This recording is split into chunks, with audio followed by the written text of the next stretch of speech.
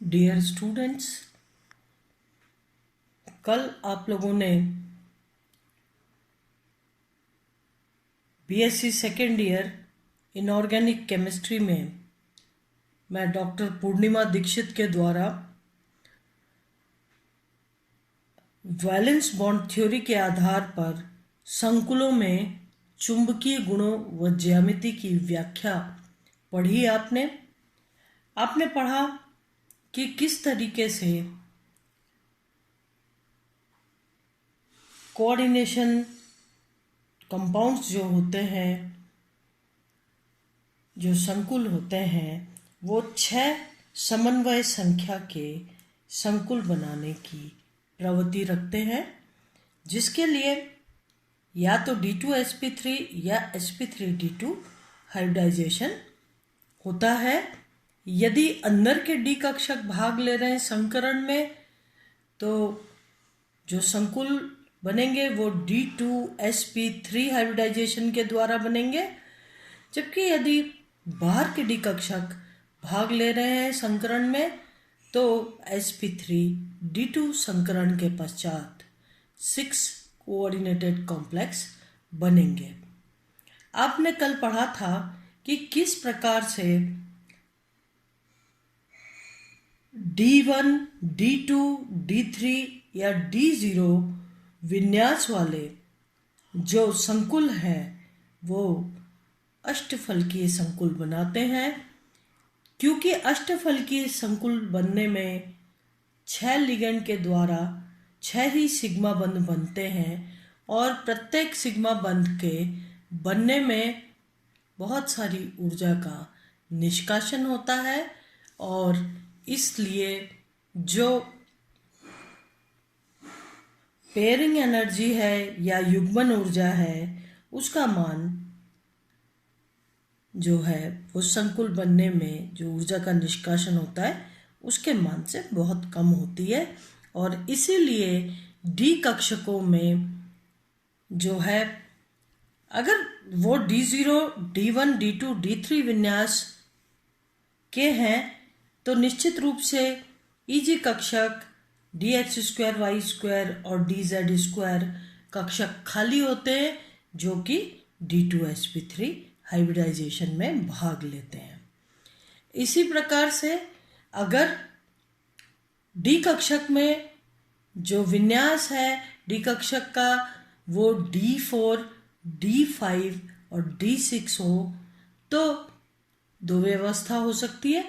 या तो ये इलेक्ट्रॉन का आपस में युग्मन हो जाए और dx2y2 और dz2 कक्षक संकुल बनने के लिए खाली हो जाए, या D2sp3 हाइब्रिडाइजेशन के लिए खाली हो जाए, जिसमें आपने पढ़ा था किस प्रकार से कोबाल्ट 3+ आयन जो है वो एक D6 सिस्टम है, और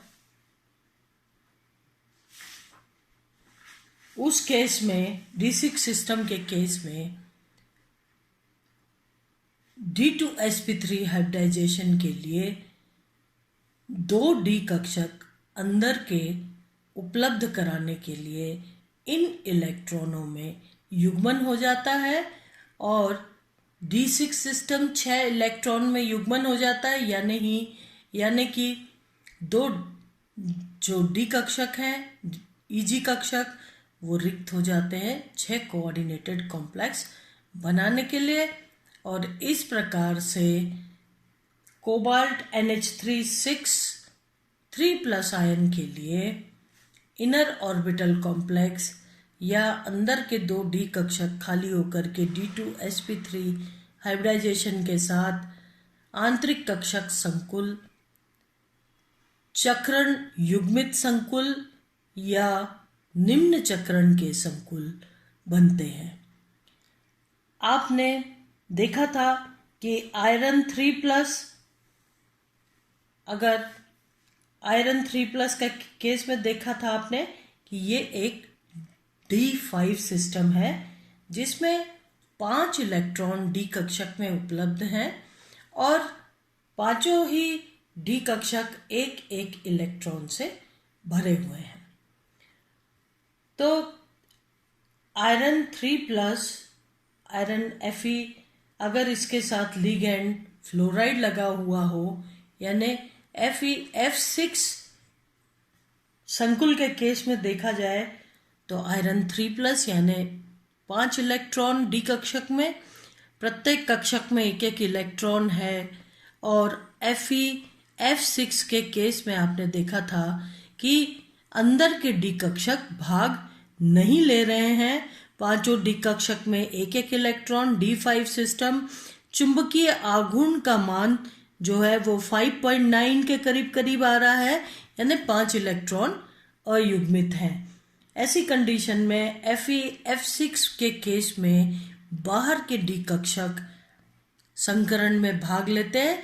संकरण होता है sp3d2 और उसके साथ ही 6 समन्वय संख्या के अष्टफल के संकुल बनते हैं। अगर FeCN6 के केस में देखा जाए, जहां पर लिगेंड साइनाइड है, तो उस केस में चुंबकीय आघूर्ण का मान घट के 2.8 के करीब हो जाता है। इसका मतलब डी कक्षक में जो चुंबकीय आघूर्ण का मान है वो 1.7 के करीब हो जाता है। इसका मतलब डी कक्षक में इन 5 इलेक्ट्रॉन का युग्मन हो गया और एक डी कक्षक में एक ही इलेक्ट्रॉन उपस्थित है। देखिए, आप बहुत अच्छी तरह जानते हैं जब चुंबकीय आघूर्ण का मान निकाला जाता है सूत्र से, तो उसके लिए हम फॉर्मूला लगाते हैं μ=√n+2। इस फॉर्मूले से हम चुंबकीय आघूर्ण का मान निकालते हैं और अगर चुंबकीय आघूर्ण का मान 1.678 यदि है तो इलेक्ट्रॉन जो अयुग्मित है उनकी संख्या 1 होगी।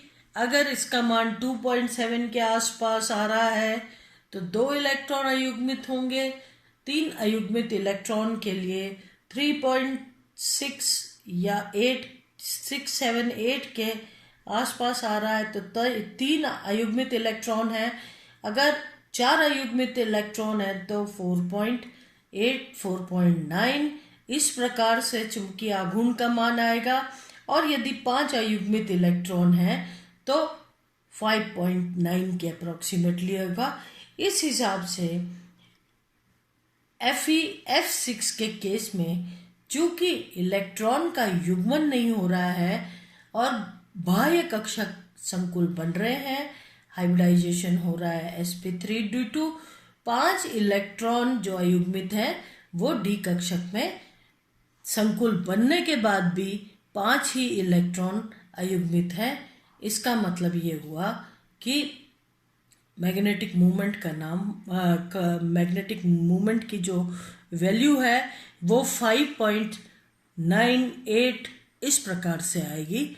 तो Fe F6 के केस में जो है outer orbital complex, high spin complex या स्पिन फ्री कॉम्प्लेक्स बनते हैं। जबकि अगर आयरन CN6 के केस में देखा जाए, जहां पर कि लिगेंड साइनाइड उपस्थित है, तो इन इलेक्ट्रॉन्स में, इन 5 अयुग्मित इलेक्ट्रॉन्स में युग्मन हो जाता है और इस प्रकार से केवल एक ही इलेक्ट्रॉन अयुग्मित रह जाता है, यानी चुंबकीय आघूर्ण का मान कम हो जाता है। जहां 5.9 था Fe3+ के केस में, FeCN6 के केस में ये घट के 1.7 के करीब यानी 1 इलेक्ट्रॉन अयुग्मित है। ये वैल्यू बताती है कि FeCN6 के केस में डी कक्षक में उपस्थित 5 इलेक्ट्रॉन आपस में युग्मित होकर के और 2 डी कक्षक dx² y² और dz² संकरण के लिए उपयोग में आते हैं। और इस तरीके के इससे FeCN6 साइनाइड हेक्सासाइनोफेरेट आयन के लिए जो चुंबकीय आघूर्ण का मान है वो घट जाता है। 2d कक्षक dx² y² और dz² संकरण के लिए उपलब्ध हो जाते हैं। d2sp3 संकरण के साथ आंतरिक कक्षक संकुल, चक्रण युग्मित संकुल या निम्न चक्रण के संकुल बनते हैं। अब ये बात तो यहाँ तक आपने पढ़ी, किसके किसके लिए पढ़ी? D0, D1, D2, D3 system के लिए। अब अगर इसके बाद आपने पढ़ा D4, D5, D6 के केस में यदि इलेक्ट्रॉन्स का युग्मन होता है, चुंबकीय आघूर्ण का मान कम होता है तो आंतरिक कक्षक संकुल, जबकि अगर चुंबकीय आघूर्ण का मान वो का वो ही होता है जो आयन के केस में था, तो ऐसी कंडीशन में आउटर ऑर्बिटल कॉम्प्लेक्स या बाह्य कक्षक संकुल बनते हैं। अब ये बात तो D6 तक की हो गई, ठीक है। अब इसके बाद D7 सिस्टम के केस में अगर हम देखें तो D7 सिस्टम यदि कोबाल्ट 2+ आयन है, कोबाल्ट 27 2+ का यानी मतलब ये हुआ कि 2 इलेक्ट्रॉन कोबाल्ट से निकल गए तो कोबाल्ट रह गया कोबाल्ट 25, यानी 7 इलेक्ट्रॉन आउटर मोस्ट ऑर्बिटल में है। ऐसी कंडीशन में कोबाल्ट 2+ आयन जो है ये एक D7 सिस्टम है। अगर देखा जाए तो कोबाल्ट 2+ आयन भी 6 समन्वय संख्या के अष्टफलकीय संकुल बनाता है। इसकी व्याख्या पॉलिंग ने इस प्रकार से दी कि कोबाल्ट 2+ आयन D7 सिस्टम में D कक्षक में 7 इलेक्ट्रॉन होते हैं, जिसमें से 2 युग्मित होते हैं और 3 अयुग्मित होते हैं। पॉलिंग ने कहा कि 6 अगर इसमें इलेक्ट्रॉन देखा जाए D कक्षक में इलेक्ट्रॉन्स का युग्मन होने पर भी जो ये दोनों D कक्षक हैं उनमें से एक ही D कक्षक रिक्त उपलब्ध हो पाएगा। ऐसी कंडीशन में कोबाल्ट 2+ आयन के संकरण को उन्होंने कहा कि इसमें संकरण होता है D2sp3, यानी अंदर के 2 D ऑर्बिटल्स भाग ले रहे हैं। ये कैसे हो सकता है? क्योंकि यहाँ पर तो 2 D कक्षक रिक्त उपलब्ध ही नहीं है।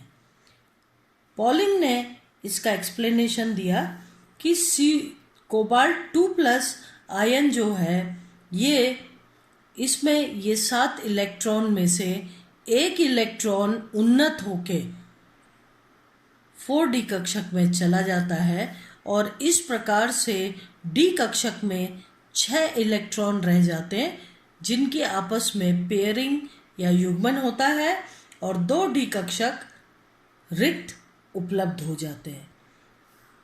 ये जो एक इलेक्ट्रॉन उन्नत होके 4D या 4s कक्षक में चला जाता है, चूंकि ये हायर एनर्जी लेवल पे है, उच्च ऊर्जा स्तर पर है, तो आसानी से यहाँ से बाहर निकल के तंत्र को ज़्यादा स्थायी करता है।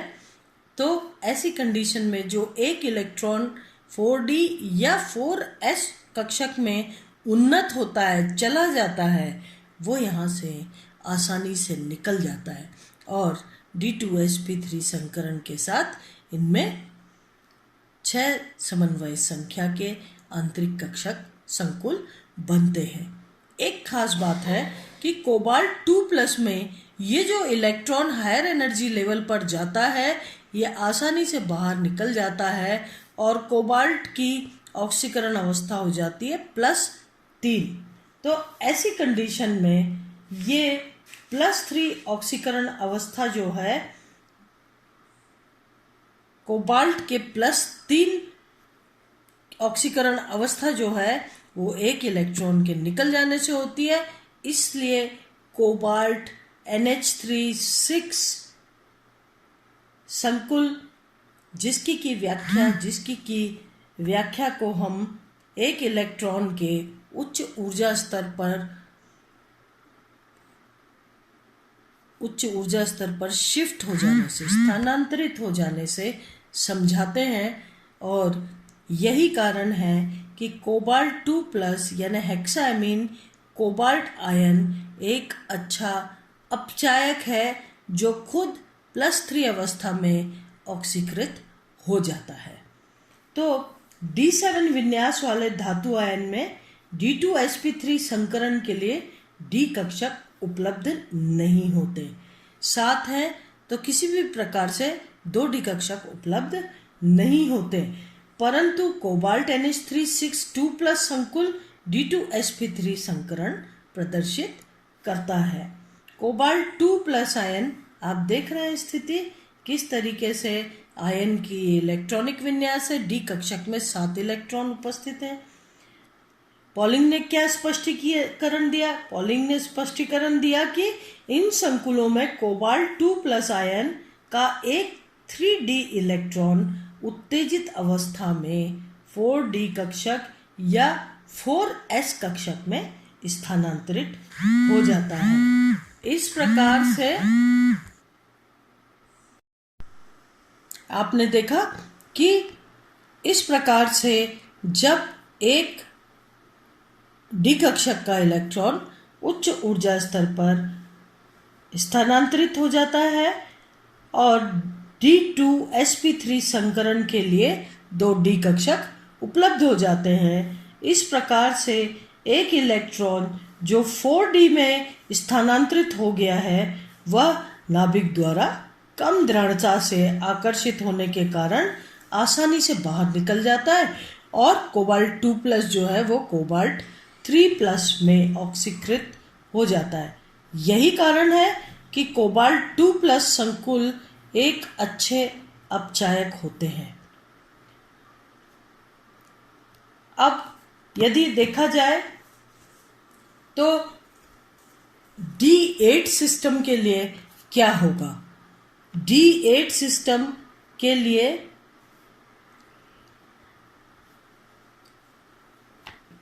D8 सिस्टम कौन सा हो गया? जैसे कि उदाहरण के तौर पर निकिल NH3 4, ये एक D8 सिस्टम है। निकिल +2 अवस्था में, इसका परमाणु क्रमांक है निकिल का, वो परमाणु क्रमांक 28 है। अगर 2 इलेक्ट्रॉन निकल जाए तो निकिल 26 रह जाएगा और ऐसी कंडीशन में 8 इलेक्ट्रॉन डी कक्षक में रह जाएंगे। तो अगर हम D8 सिस्टम के लिए देखें तो निकिल NH3 इसका उदाहरण है। निम्नतम अवस्था में ये 8 इलेक्ट्रॉन 5 डी कक्षकों में इस प्रकार से 3 तो पेयर्ड होते हैं, युग्मित होते हैं, और 2 अयुग्मित होते हैं। किसी भी कंडीशन में दोनों इलेक्ट्रॉन का अगर युग्मन हो जाता है तो केवल एक ही डी कक्षक यहाँ पर आपको उपलब्ध होगा जो कि हाइब्रिडाइजेशन में पार्टिसिपेट करेगा। इसीलिए निकिल NH3 जो है ये एक डी कक्षक का उपयोग करते हुए DsP2 हाइब्रिडाइजेशन के साथ 4 खाली कक्षक उपलब्ध कराएगा। इन चारों में आपस में संकरण होगा, DsP2 संकरण होगा और इस प्रकार से वर्ग समतलीय संकुल बनेंगे। आप जानते हैं जब 4 इलेक्ट्रॉन्स का युग्मन हो जाएगा, एक डी कक्षक कौन सा रिक्त रहेगा वर्ग समतलीय संकुल के लिए? चूंकि वर्ग समतलीय संकुल में लिगेंड्स x और y अक्ष पर से आते हैं, यानी x - x, y - y अक्षों पर से आते हैं। इसलिए वो डी कक्षक जिसकी की पालियां अक्ष पर स्थित होती हैं वो डी कक्षक DsP2 हाइब्रिडाइजेशन में भाग लेंगे और इस प्रकार से बाकी के डी कक्षक पूर्ण रूप से भरे हुए रहेंगे। चार जो कक्षक रिक्त हैं DsP2 संकरण के साथ 4 समन्वय संख्या के वर्ग समतलीय संकुल बनाएंगे। D8 विन्यास वाले धातु आयन अष्टफलकीय संकुल नहीं बना सकते हैं क्योंकि इनके पास 2 D कक्षक खाली उपलब्ध नहीं होते। साथ ही इलेक्ट्रॉन को उच्च ऊर्जा स्तर पर उन्नत करने में भी अत्यधिक ऊर्जा की आवश्यकता होती है। अतः ये धातु आयन DsP2 संकरण के साथ वर्ग समतलीय संकुल बना सकते हैं। जैसे आपने उदाहरण के तौर पर देखा nickel NH3 tetraammine nickel 2+ ion के केस में ये निम्नतम अवस्था में 8 इलेक्ट्रॉन उपस्थित हैं D कक्षक में, लेकिन जब संकरण से पहले इनका युग्मन हो जाता है और युग्मन हो करके एक D कक्षक रिक्त उपलब्ध हो जाता है जो कि DsP2 संकरण कर वर्ग समतलीय संकुल बना सकते हैं।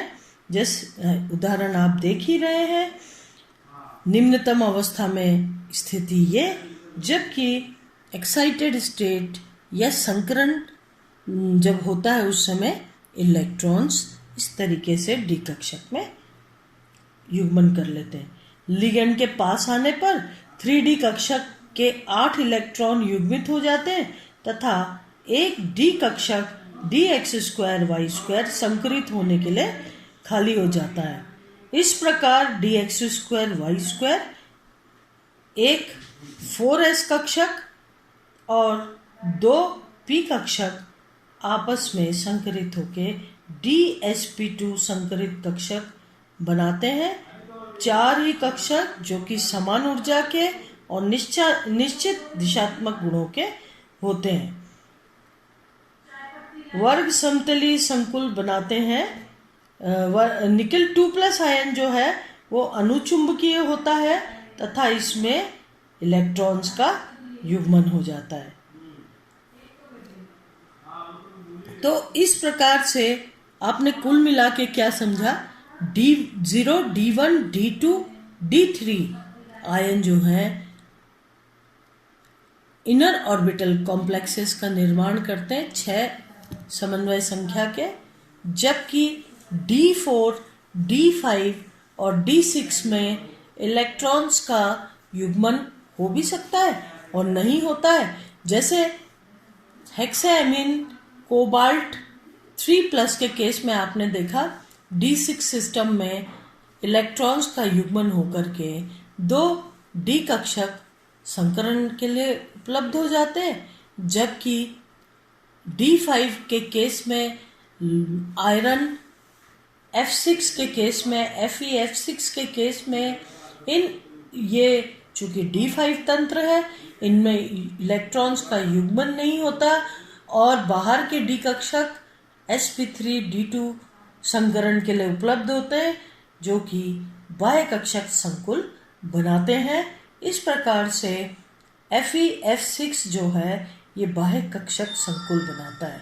लेकिन यदि FeCN6 के केस में देखा जाए इलेक्ट्रॉन्स की संख्या 5 ही रहती है, युग्मित इलेक्ट्रॉन की संख्या, जो कि लिगेंड के पास आने पर इनमें युग्मन हो जाता है। इस प्रकार से 5 इलेक्ट्रॉन में जब युग्मन होता है तो केवल एक ही इलेक्ट्रॉन जो है वो अनपेयर्ड रहता है, अयुग्मित रहता है। मैग्नेटिक मोमेंट चुंबकीय आघूर्ण का मान 5.9 से घट करके 1.7 के करीब पहुंच जाता है और इस प्रकार से sp3 D2 संकरण के बाद आउटर ऑर्बिटल कॉम्प्लेक्स बनते हैं, जबकि आयरन साइनाइड FeCN6 के केस में इलेक्ट्रॉन्स का युग्मन हो जाता है और 5 इलेक्ट्रॉन 3D कक्षकों में, 2D कक्षक में तो इलेक्ट्रॉन्स युग्मित होते हैं और एक ही D कक्षक में अयुग्मित इलेक्ट्रॉन होता है और इस प्रकार से एक अयुग्मित इलेक्ट्रॉन वहां पर उपस्थित होता है, 2d कक्षक रिक्त हो जाते हैं D2sp3 हाइब्रिडाइजेशन के साथ इनर ऑर्बिटल कॉम्प्लेक्स फॉर्म करते हैं। ये तो बात हुई D6 सिस्टम तक की। D7 सिस्टम को देखा जाए तो इसके लिए उदाहरण जो है वो आपने देखा D7 सिस्टम कोबाल्ट, अगर +2 अवस्था में है तो कोबाल्ट NH3 हेक्साएमीन कोबाल्ट +2 अवस्था में D7 सिस्टम है। इनमें से 7 इलेक्ट्रॉन जो हैं उनमें जब लिगेंड पास आता है तो 7 इलेक्ट्रॉनों में युग्मन होने के पश्चात भी एक डी कक्षक में एक अयुग्मित इलेक्ट्रॉन रह जाता है। ऐसी कंडीशन में को NH3 कोबाल्ट 2+ जो संकुल है वो जो D2sp3 संकरित होकर के और डायमैग्नेटिक संकुल बनाता है। इसका एक एक्सप्लेनेशन दिया जाता है। इसका एक्सप्लेनेशन ये दिया जाता है कि एक इलेक्ट्रॉन उच्च ऊर्जा स्तर पर प्रोन्नत होकर, उन्नत होकर, स्थानांतरित होकर और 2d कक्षक D2sp3 संकरण के लिए उपलब्ध कराते हैं। इस प्रकार से D2sp3 संकरण के पश्चात 6 समन्वय संख्या के संकुल बनते हैं। ये जो एक इलेक्ट्रॉन को हायर एनर्जी लेवल पर स्थानांतरित किया, ये न्यूक्लियस के द्वारा, नाभिक के द्वारा बहुत हल्का बंधा हुआ होता है और इसलिए ये आसानी से बाहर निकल जाता है। कोबाल्ट NH3 2+ आयन जो है 3+ आयन में बदल जाता है। इस प्रकार से कोबाल्ट NH3 2+ आयन एक अच्छा अपचायक है और स्वयं ऑक्सीकृत होकर के और +3 अवस्था में चला जाता है। अगर D8 सिस्टम को देखें, D8 सिस्टम जैसे निकेल NH3 D8 में कैसे भी इनमें युग्मन हो, 2d कक्षक रिक्त हो ही नहीं सकते। इसलिए एक d कक्षक, एक s कक्षक और 2p कक्षक आपस में DsP2 संकरण के पश्चात समन्वय संख्या 4 के लिए वर्ग समतलीय संकुल बनाते हैं। आज यहीं तक, कल इसके आगे पढ़ेंगे। धन्यवाद।